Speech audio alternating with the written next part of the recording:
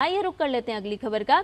ऊर्जा के क्षेत्र में आत्मनिर्भरता की दिशा में एथेनॉल ब्लेंडिंग एक बेहतरीन विकल्प बनकर उभरा है।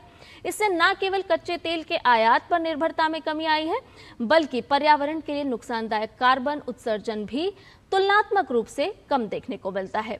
ऐसे में क्यों एथेनॉल को भविष्य का ईंधन कहा जा रहा है, जानते हैं इस रिपोर्ट के जरिए। पिछले करीब एक दशक में भारत ने ऊर्जा आत्मनिर्भरता के लिए परमाणु ऊर्जा और ग्रीन हाइड्रोजन के क्षेत्र में कई कदम उठाए हैं। इसी तरह के प्रयासों में एक और पहल है पेट्रोल में वैज्ञानिक आधार पर एथेनॉल की ब्लेंडिंग।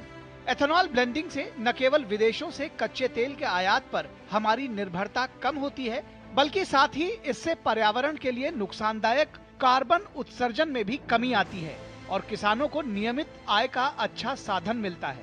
ऐसे में एथेनॉल को भविष्य का ईंधन कहा जाए तो कुछ गलत नहीं होगा। भारत में एथेनॉल बनाने की पूरी प्रक्रिया का वैज्ञानिक आधार पर परीक्षणों के जरिए पालन होता है।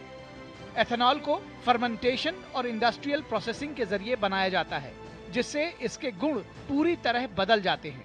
साथ ही फ्यूल एथेनॉल को डिस्टिल किया जाता है, जिससे इसमें शुगर बिल्कुल नहीं बचती। इसके अलावा एथेनॉल में कीड़ों को दूर रखने वाले डीनेचुरेंट होते हैं और पेट्रोल की गंध भी तेज होती है। वहीं एथेनॉल ब्लेंडिंग से पहले फ्यूल की क्वालिटी से जुड़े कड़े नियमों को पूरा करना जरूरी होता है। साथ ही एथेनॉल का ऑक्टेन नंबर लगभग 108 RON सामान्य पेट्रोल की तुलना में काफी अधिक होता है, इसलिए इसे उच्च प्रदर्शन वाले इंटरनल कंबस्शन इंजनों के लिए एक बेहतरीन ईंधन घटक माना जाता है।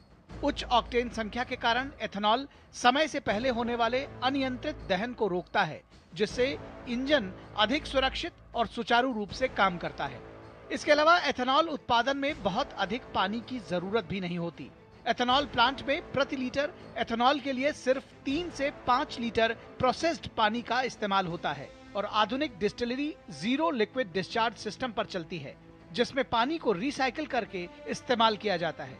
वहीं एथेनॉल का एक बड़ा हिस्सा अब मक्का जैसी फसलों से आ रहा है, जिसमें सिंचाई की जरूरत सीमित होती है।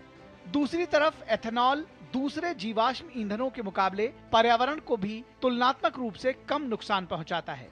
आंकड़ों के मुताबिक एथेनॉल के चलते भारत में कार्बन डाइऑक्साइड उत्सर्जन में करीब 9.3 करोड़ मीट्रिक टन की कमी दर्ज की गई है। साथ ही वैज्ञानिक अध्ययनों के अनुसार E20 ईंधन से कार्बन मोनोऑक्साइड और अधजले हाइड्रोकार्बन जैसे प्रदूषकों में भी कमी आती है। इसके अलावा विदेशों से कच्चा तेल आयात करने के बजाय एथेनॉल ब्लेंडिंग के चलते भारत पिछले करीब 12 वर्षों में 1,90,000 करोड़ रुपए की विदेशी मुद्रा की बचत कर चुका है। दूसरी तरफ एथेनॉल के चलते किसानों को 1,60,000 करोड़ रुपए से ज्यादा का त्वरित भुगतान हुआ है। एथेनॉल की इन्हीं खूबियों के चलते दुनिया के कई देश पहले से एथेनॉल मिश्रित पेट्रोल का इस्तेमाल कर रहे हैं। अमेरिका में E10 स्टैंडर्ड फ्यूल बन चुका है, तो वहीं E15 का दायरा लगातार बढ़ रहा है। दूसरी तरफ ब्राजील में तो पेट्रोल में करीब 27% से अधिक एथेनॉल की ब्लेंडिंग होती है। इसके अलावा यूरोप और एशिया में और भी कई देश वर्षों से एथेनॉल का इस्तेमाल कर रहे हैं। एथेनॉल से जुड़े इन सब तथ्यों को ध्यान में रखते हुए ये न सिर्फ ऊर्जा सुरक्षा और आर्थिक नजरिए से एक बेहतर विकल्प है, बल्कि पर्यावरण समेत कई सकारात्मक पहलुओं की वजह से एथेनॉल को भविष्य का ईंधन भी कहा जा सकता है। Bureau report, DD news.